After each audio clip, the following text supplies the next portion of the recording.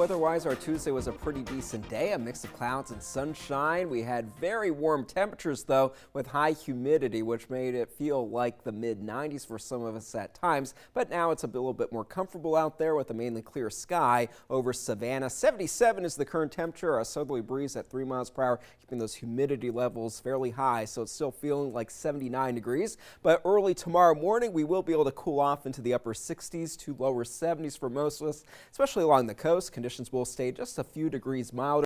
Lower 70s expected for the low temperature for us here in Savannah. As we look to the afternoon, we'll have a mix of clouds and sunshine. Temperatures will be in the lower 90s for us here at the coast. It will be a little hotter inland, and we do run the risk of having a couple of stray showers developing with those rain chances lower than 20%, but they do increase for us on Thursday. And on Thursday, we also do add in the chance for a few strong and severe storms late in the afternoon and into the evening hours, with more rain expected for Friday and Saturday. By Sunday and into early next week, the way things stand right now, rain chances will start to taper off just a bit, but the long-range forecast is dependent upon the interaction that we may have from a system that is developing in the western Atlantic near the Lesser Antilles. More on that in just a few moments, but high pressure until then in control, setting us up for a very warm and humid day for tomorrow. Same thing for Thursday. The next storm system is organizing in the midsection of the country now, moving into the lower Mississippi River Valley. It has been producing some strong and severe storms across Arkansas.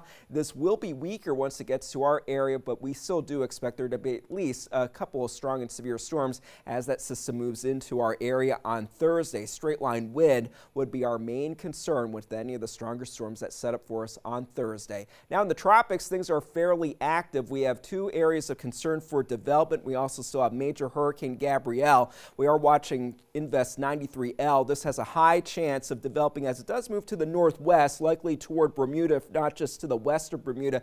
No concern from this system at this time, but we are watching this area of low pressure forming near the Virgin Islands. A high chance, 70% of it, developing into a tropical depression or storm as it does approach the Bahamas. So it's possible later on this week or over the weekend there is a tropical system of some magnitude off of the southeast U.S. coast. At this point, not looking at direct impacts, but we may have some issues at the coast, and this might be concerning for eastern North Carolina. The Outer Banks might be dealing with more direct impacts with that. Our computer models are starting to get into a little bit better agreement, but there are also an agreement with a front moving into the southeast, which should keep the bulk of that activity off of our coast. Gabrielle is still a major hurricane. It has weakened throughout the day. It is a Category 3 system, 125 mile per hour sustained winds. It will gradually weaken as it moves toward the Azores, possibly impacting the islands as a weak hurricane or a strong tropical storm, as it then will move toward Western Europe. For tonight, 70 for the low temperature, partly cloudy, warm and humid.